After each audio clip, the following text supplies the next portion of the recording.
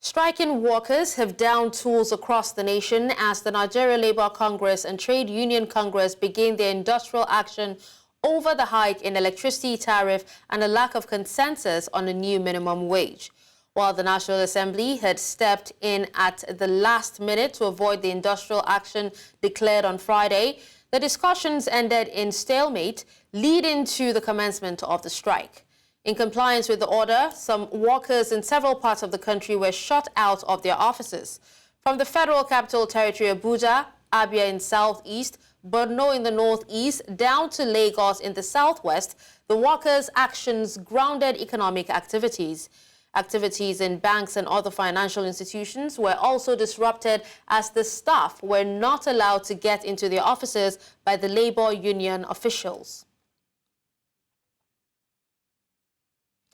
Let's also tell you that organized labor has closed all entry points to aviation agencies at Murtala Mohammed International Airport in Ikeja, Lagos, and Nnamdi Azikiwe International Airport in Abuja to demand the implementation of a new national minimum wage.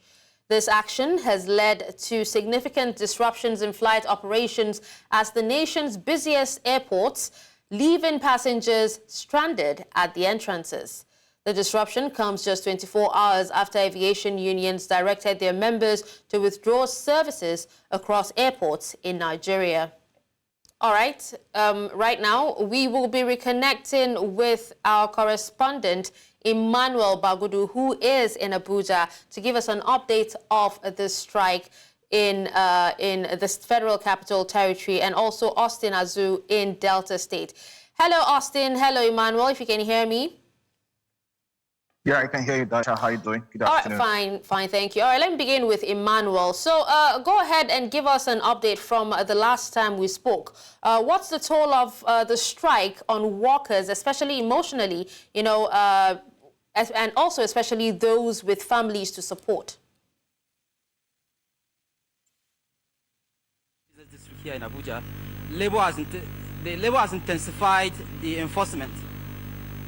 They have gone to the extent of using police officers. They don't go around with police vans. So as I speak, the impact of the action is actually being felt by a lot of workers. Earlier on, we showed you some videos of some construction workers. A lot of them are lamenting. So what Labour is doing now, Labour is even concentrating on private entities.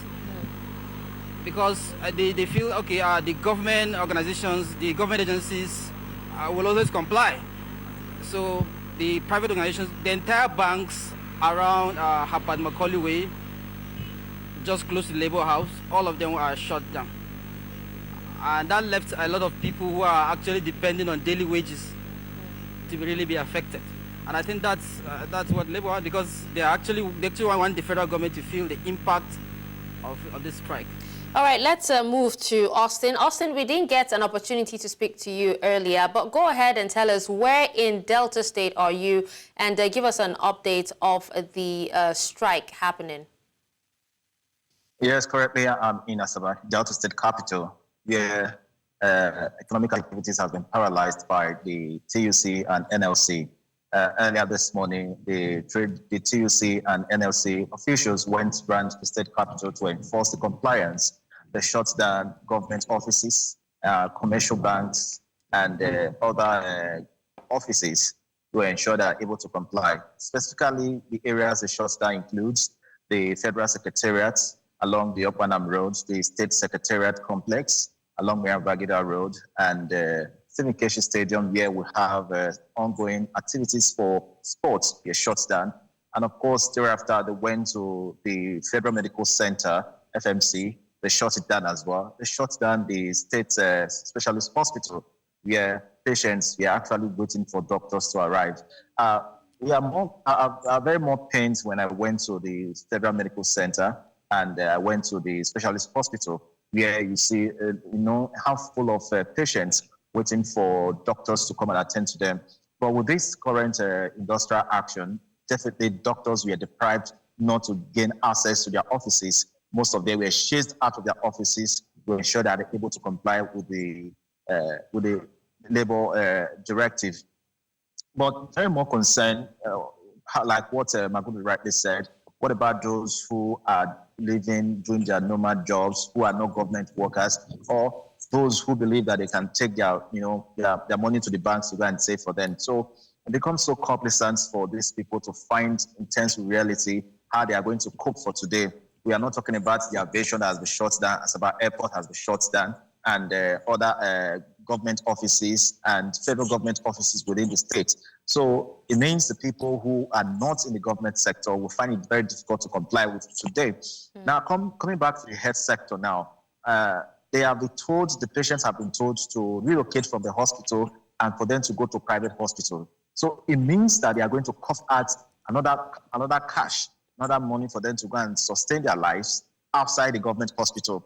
And meanwhile, most of these hospitals that they have gone to, probably because of what they can afford, and those who could no longer afford the private hospital will need to go and struggle and get another cash for them to go and meet doctors for health attenders. So it's really going to bite hard on the ordinary man who is there on the streets, not those who are working in government offices already, because definitely they need to meet up with their daily needs and how to survive with the ongoing strike. But nobody knows when the strike will be suspended. So it means that they're still going to be on their toes, on their knees, praying to God for their help at this point in time. All right, let's head back to Abuja. Emmanuel, at this point, Emmanuel, would you actually say that the workers are feeling heard by the government? Sorry, repeat the question again. Your question again? I said, would you at this point say that the workers are feeling heard by the government? Well, the workers are actually, a lot of them are actually having a mixed feeling. Some of them, I spoke to a couple of construction workers. They mentioned cases of high cost of living, how they are not being able to, meet up with family demands and all that. So in one way or the other, they are happy with the strike. And then in another way, they are not able to earn their daily pay. So that is their situation right now. Okay. Now let's get back to you, Austin. Austin, if you can hear me. Yeah, so, I can hear you. Yes, I would actually like for you to, answer the same question I asked Emmanuel. Would you say that the workers, due to the strike, and, everything happening at the moment, would you say that the government is listening to the pleas and the cries of the workers and, doing everything to fast forward? Because it's not just, some of the organizations that have been shut down. Even the national grid has actually deliberately been shut down, which makes it more difficult for, those at home to even, enjoy the strike, if I must say so. Well, this is not the first time Labour is enforcing a total shutdown, and there's no way you would tell me that government is not aware of the repercussion of what Labour intends to do. And that's why the federal government has been, on several occasions trying to intervene in this lingering strike action that Labour has proposed long ago. So this is not the first time that the federal government and the Labour have been, talking on this issue. So the federal government is fully aware of the repercussion. And we probably heard, not quite long, that the meeting held yesterday ended in deadlock. So obviously, after midday today, definitely Labour will go back to the meeting room with the federal government to negotiate further on the way forward. Because the federal government, might not bear the brunt of the strike at the moment.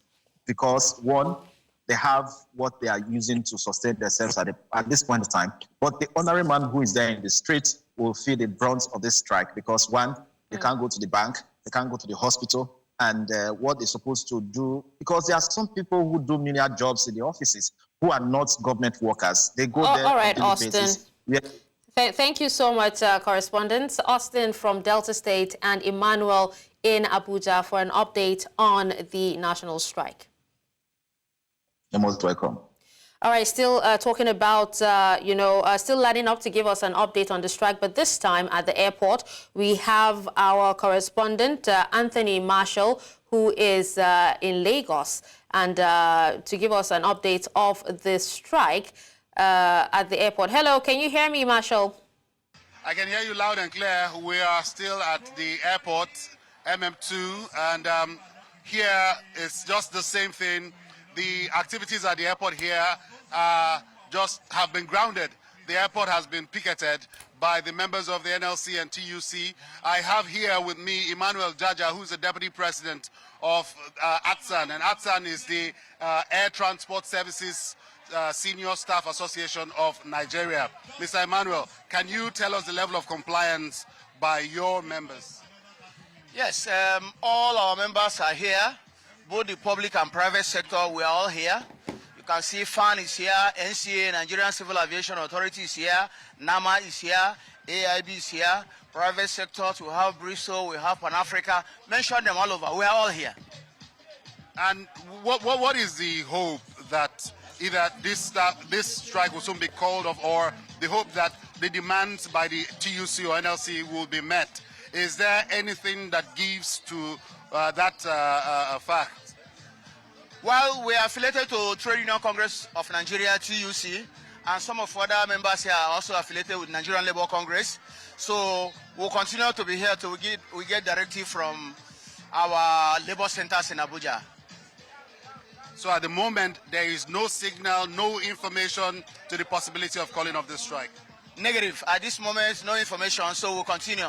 You can see we're already preparing for how to continue tomorrow again. It's called an indefinite strike. So we'll continue till maybe we'll see if government can come off from their shells. Because, you know, we are dealing with government that are not sincere. The question we are asking is, what can 60,000 naira do with a man, with a wife and 2 children? Usually, what we usually have in the past is a man, a wife, and 4 children. We have reduced it to 2. If the government can explain to us what 60,000 can afford with a man, his wife, and his 2 children, with the inflation rate of things, prices of goods and commodities skyrocketing, with the electricity bill going on, with the high cost of fuel, with all this, with the high cost of dollar. So if they tell us what 60,000 can do, then we'll come back and sit down and begin to discuss. While the members of the Trade Union Congress and NLC are saying 60,000 naira as proposed by the federal government might be too small, some Nigerians are equally saying that the 494,000 naira that is being proposed by your members of labor unions might be too high and very unrealistic to be met by the federal government. Do you think there is a benchmark that we should be looking out for? Definitely, we are union. Usually, when we are negotiating, it's not sacrosanct. The 2 parties are to move. If the government come out with sincere heart, we will know. Then we will also go back and talk to our members and see what will come up. So it's not that we have paid it, it must be this or that. But let the government come out. You can imagine the gap. We started with 615, remember? And now we are 400 and something. That will show you that the labor has a heart of moving. But when government started with 48 and at the moment they are still at 60, that will tell you that there is no headway. They are moving in a very snail movement. So we'll continue. They have it, Emmanuel Jaja here.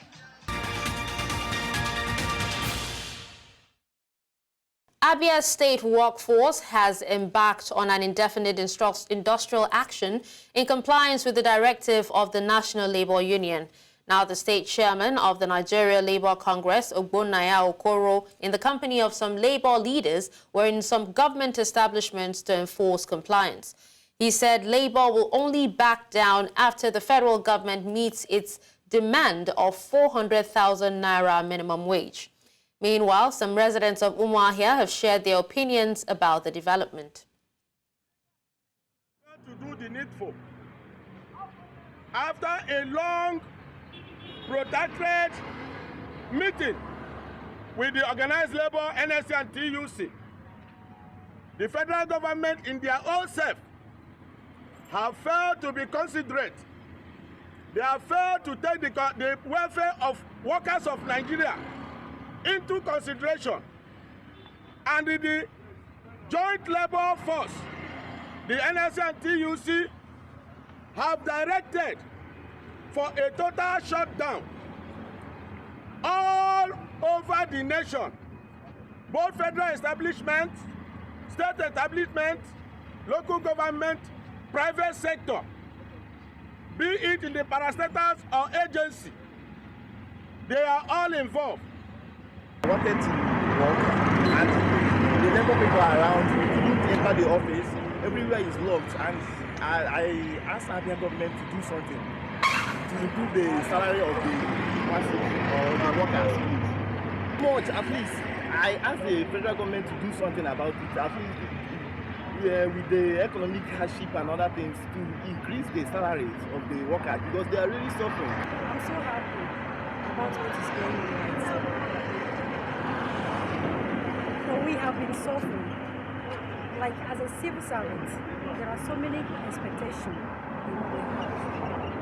And we want the federal government to help us. Because things in the market is going great every day.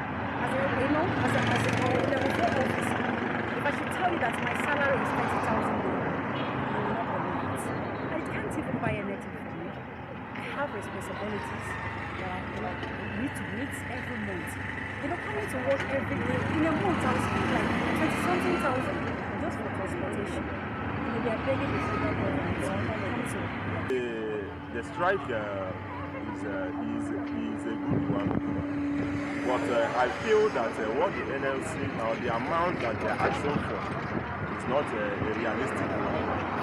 And I think they should be asking or they should be demanding for the right thing once and for all. Like, for example, they should try to request or demand for a central salary structure for every person in Nigeria, both the government sector and the private sector. That a senator shouldn't earn money more than a professor in school. So I think if they can meet the government and get a central salary structure for everyone. All right, still talking about the strike. We have our correspondent Bernard Akede in Lagos standing by. Hello, Bernard. Yes. All right, Bernard, can you hear me? All right, we'll try to.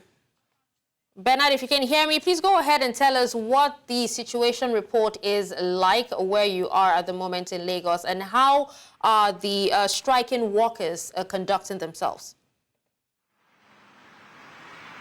Well, we just moved away from the Lagos University Teaching Hospital last week, where initially upon arrival it seemed like everything was going on as usual, was business as usual. But as we were going around and monitoring the situation, we saw a handful of union workers with leaves in their hands, chanting songs of solidarity. Then we knew that there also was compliance or would be compliance in the health sector. We were able to speak to some of the officials of the Labour Congress there, and they told us that because it is the health sector and they know how sensitive that area is, that the compliance will not be 100%. They did tell us that emergency units will still be operational while other units will be operating on a skeletal level.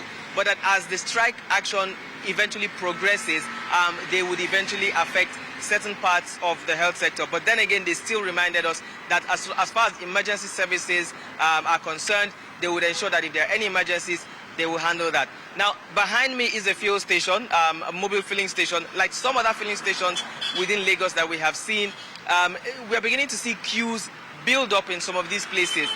They are selling petrol and other products as usual, but this may be as a result of panic buying, and that's why we're seeing the queues. More often than not, when there's a pending strike action or an ongoing strike action, citizens tend to come out in numbers to buy product from fuel stations, just in case the petroleum sector also gets affected. So for now, these are the places that we've seen. We've seen the secretariats being on lockdown. We've seen the health sector also being affected. And now we're seeing the petroleum industry also, the strike also taking its own toll on the petroleum industry. Remember that this is just day one of this indefinite strike action. Tomorrow, we wait to see what happens. All right. Now we also have, thank you, Bennett. We also have Joshua Imarai in Abuja and Chizoba Anyonwe in Plateau State. So Joshua, please go ahead and tell us, what are Abuja workers saying about the ongoing nationwide strike?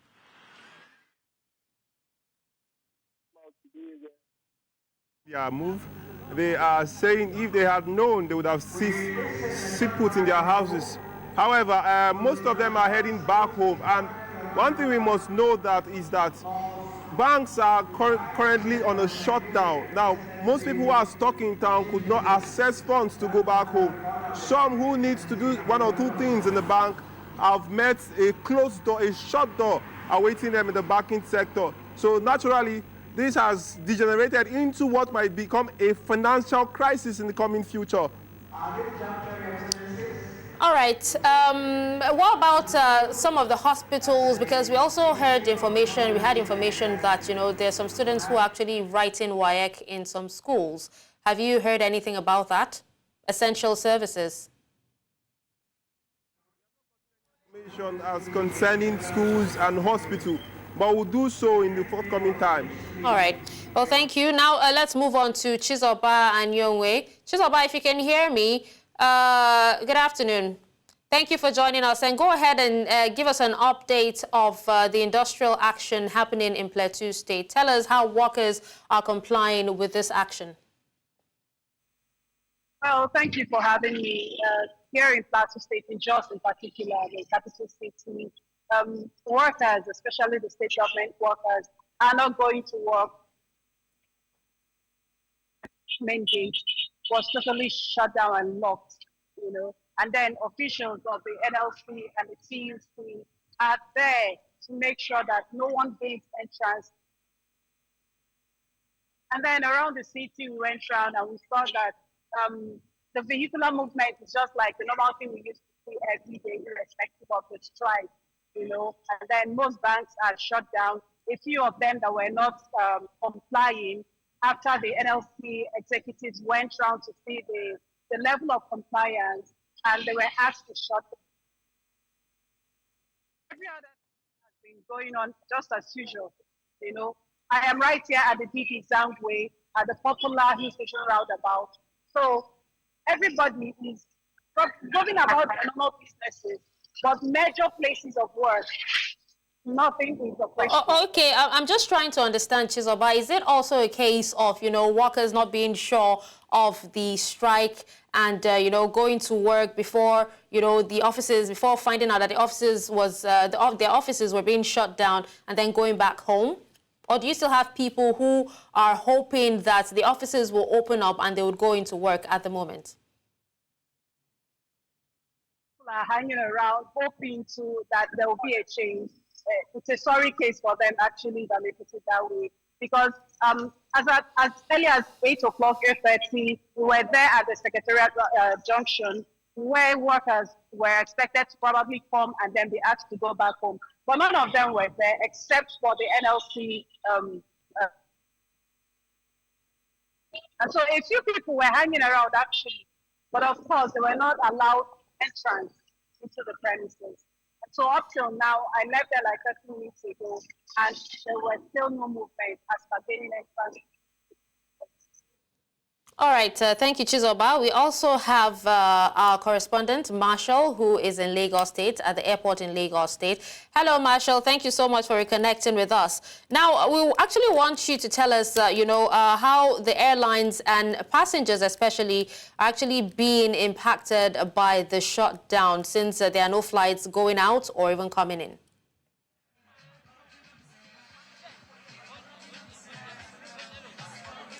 Well, as reported earlier, we had the morning, you had passengers who had come expecting to be airlifted to their various destinations, and they were stranded.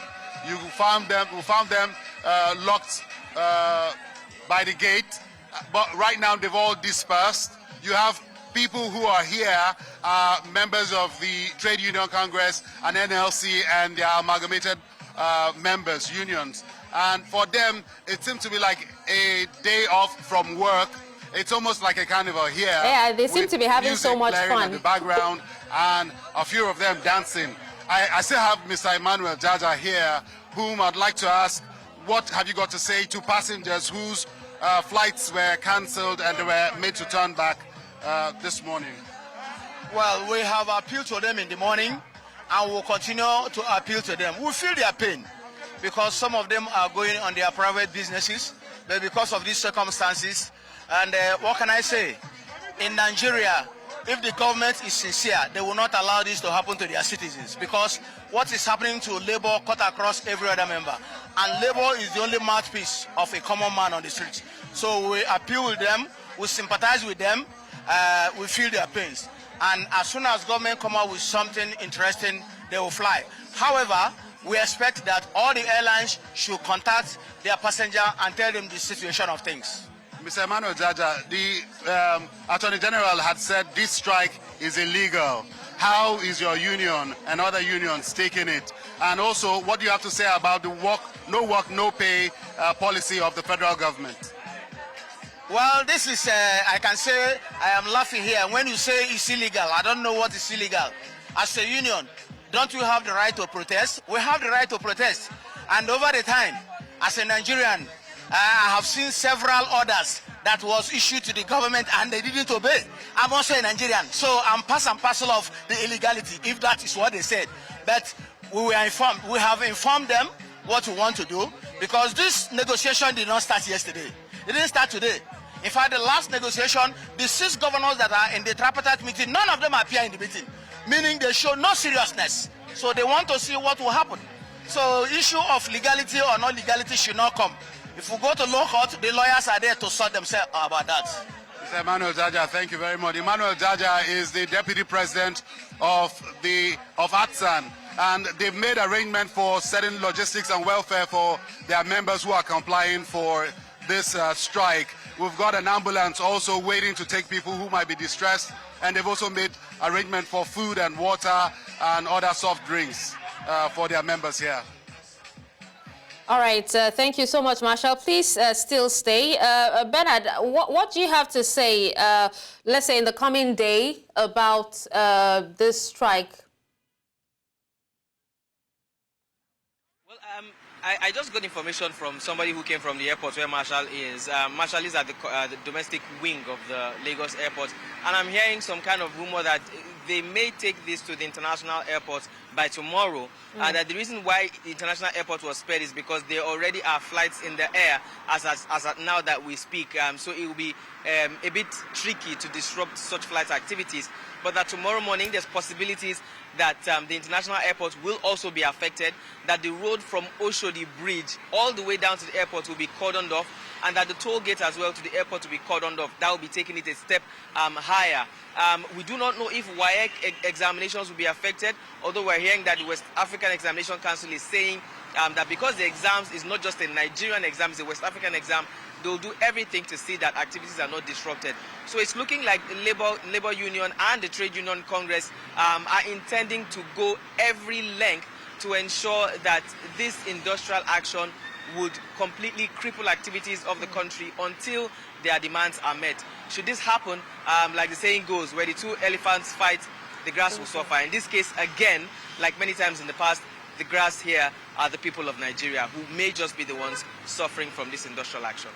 All right, Bernard, let's hope that it doesn't get that far. And by God's grace, tomorrow, the federal government and the Labour Union will be able to come to a compromise and see an end to this strike. Thank you so much, Austin from Delta State, Emmanuel, Joshua from Abuja.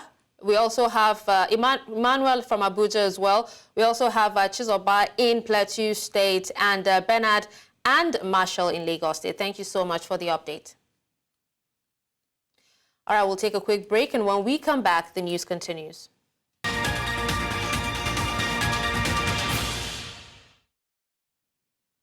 Thank you for staying with us. Now, the federal government said it has commenced measures to ensure efficiency and reliability of health supplies procurement across Nigeria. This, they say, is to enhance health procurement systems as part of strategies to improve healthcare service delivery in the country. Director General of Bureau of Public Procurement, Mamman Amadou, disclosed this at a pool procurement workshop in the Federal Capital Territory. News Central's Emmanuel Bagudu reports. These are relevant stakeholders comprising both government and non-governmental organizations brainstorming on ways to effectively use the pool procurement tool to enhance Nigeria's healthcare delivery system. Each one of us plays a critical role. The Director General of the Bureau for Public Procurement highlighted several initiatives put down by government for health procurement. Implementation of e-procurement platform, strengthening regulatory oversight, capacity building and professional development, and commitment to sustainable practices. Also, the coordinating Minister of Health and Social Welfare, who was represented by the Permanent Secretary of the Ministry, says that the government has continued to work round the clock to improve procurement of essentials needed in healthcare sector so as to improve access to healthcare for all citizens. The Federal Ministry of Health has implemented several policies and strategies to strengthen our health products procurement and supply chain system through the years. And this is motivated by the desire to create a patient-oriented supply chain master to achieve high levels of efficiency and effectiveness in the delivery of medicines and other health products to the people of Nigeria. Other stakeholders present took time to highlight the importance of the pool procurement tool, especially in the health sector. Pool procurement is more than just a strategic approach. It's a transformative tool that can significantly impact our healthcare system when it is correctly utilised. By leveraging collective purchasing power, we can achieve economies of scale, ensure consistent quality of supplies, and secure better pricing. You can see manufacturers making investment because they want to support that procurement activity. And what that means is their capacity is improving. Some of them can look at what they have to expand. And ultimately, by doing that, you are contributing to economic development because you have suppliers. It is hoped that the outcome of this event will lead to more transparency in procurement exercises in the health sector and subsequently improve access to healthcare in Nigeria. In Abuja for News Central, I am Emmanuel Bagudu. The National Agency for Food and Drug Administration and Control has issued a stern warning to Nigerians against using hazardous chemicals for food preservation, highlighting serious health risks, including cancer and death. In a statement released on Sunday by NAFDAC's resident media consultant, Shayo Akintola, the agency reiterated its ban on dichlorovus, a chemical frequently used by traders to prevent food spoilage. NAFDAC expressed deep concern over a recent viral video showing the use of such dangerous chemicals to preserve food items like beans, stockfish, and crayfish. Professor Mojishola Adeyeye, Director General of NAFDAC, urged traders and merchants to stop using unauthorized chemicals on food intended for human consumption. She recommended biopesticides as a safer alternative to dichlorovus for food preservation. Professor Adeyeye also cautioned that food remaining unspoiled for unusually long periods might indicate pesticide contamination rather than genuine freshness unless it is stored properly, such as in a refrigerator.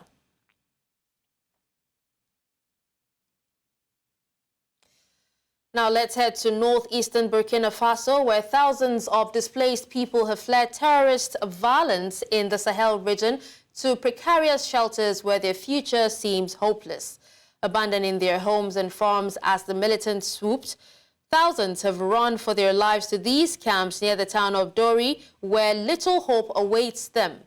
The displaced people rarely speak of the group's names, but authorities generally identify them as militants linked to Al-Qaeda or the Islamic State group.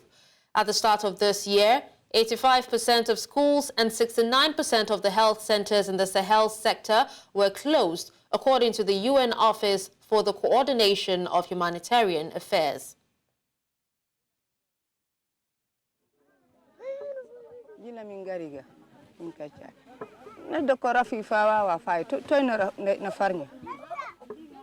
ana do kono farnya tawan awari ga heba dawi awari gada ton hunde da yi awi sumi hunde gada fu heba a hebata gada awari ga a jodan ni nasi ya bizamana wi ngirbel alwa anke be nam help ko ka dum sun lori a ku ye neba riban kit zoy wako kila mengari kai bor wara ndar no min burdik ngonni mi jode jonde ko min gollo e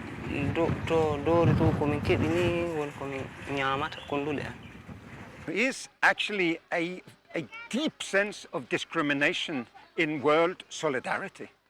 There is no other way to say it, because 9 out of 10 of the most neglected crises in the world, measured as we do in aid, in media attention and political and diplomatic initiatives, compared to the millions in need, they are all in Africa, basically, 9 out of 10. South Africa's ruling African National Congress has lost its 30-year grip on an outright majority in parliament, according to official results announced on Sunday. The ANC secured only 159 seats in the 400-seat National Assembly, garnering 40% of the vote. The centre-right Democratic Alliance followed with 87 seats, amounting to 22% of the vote. In a surprising third place was the newly formed Mkonto Wesizwe Party, led by former President Jacob Zuma, which captured 14.59% of the votes and 58 seats. President Cyril Ramaphosa and leaders from most rival parties attended the results announcement, except for Zuma, who denounced the election as rigged and refused to participate.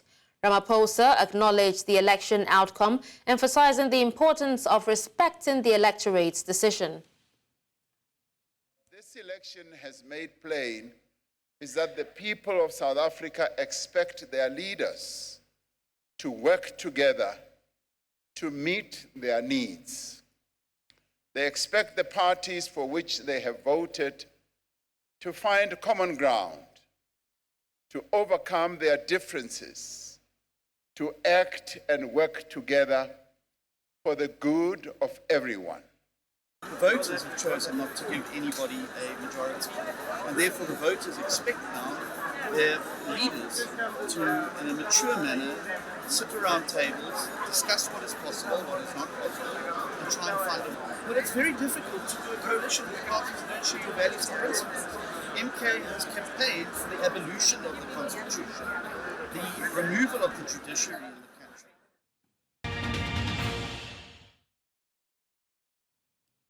Now on World Rap, Claudia Sheinbaum has been elected as Mexico's first woman president in a historic landslide win. Mexico's official electoral authority said preliminary results showed that 61-year-old former mayor of Mexico City winning between 58% and 60% of the vote in Sunday's election. That gives her a lead of more than 30 percentage points over her main rival, businesswoman Xochitl Gálvez. Sheinbaum will replace her mentor, outgoing President Andrés Manuel López Obrador, on October 1st. Speaking after the preliminary official results, Claudia Sheinbaum said she is grateful to become first woman president of Mexico. Agradezco también porque por primera vez en 200 años de la República me convertiré en la primera mujer presidenta de México.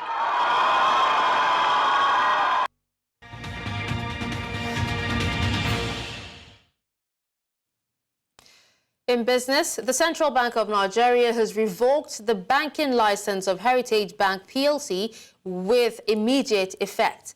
A statement by the acting director, corporate communications of the Apex Bank, Hakama Ali, on Monday said the move was under its mandate to promote a sound financial system in Nigeria.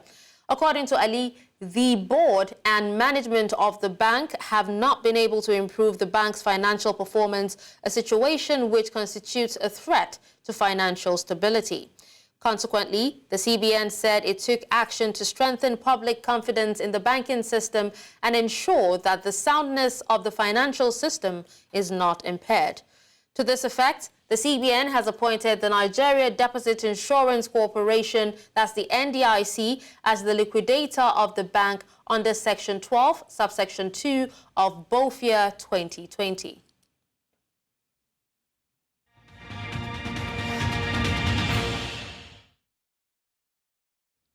In the world of sports, 8 more Super Eagles players are expected to join the 15 early arrivals in Uyo as the team intensifies preparations for the 2026 FIFA World Cup qualifier against South Africa.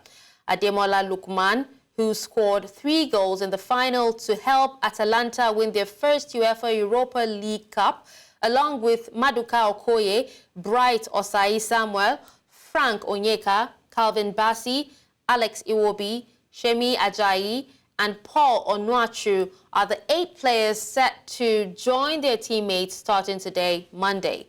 This is in anticipation of their World Cup qualifying matches against South Africa and Benin Republic in Abidjan, Côte d'Ivoire. So far, 15 players have arrived and had their first training session on Sunday. The players currently in camp are Ndidi Wilfred, Kelechi Iheanacho, Chukwueze Samuel, Fisayo Bashiru, Tera Murphy, Nwabali Stanley, Ismaila Sadiq, Kenneth Igboke, Ojo Olorunleke, Benjamin Tanimu, Ibrahim Olawoyin, Boniface Victor, Raphael Onyedika, Chidozie Awaziem, and Al-Hassan Yusuf. Nigeria is placed 3rd with 2 points from 2 games in Group C, with Rwanda leading the group with 4 points. South Africa is in 2nd place with 3 points, while Lesotho and Zimbabwe are tied with Nigeria at 2 points each. Benin Republic is at the bottom with just 1 point. And that's it on the news at this hour. But before we go, let's take another look at some of our top stories. We told you that workers down tools as labor begins industrial action. We also told you that CBN has revoked Heritage Bank's operating license over poor financial performance. Finally, we told you that South African oppositions have broken ANC's 30-year majority in parliament. Send your eyewitness report to the WhatsApp number on the screen. Do follow us on social media. We are at News Central TV. You can watch News Central live on DSTV channel 422, Star Times channel 274, Avo TV, and YouTube. Many thanks for watching. I'm Darshan Usman.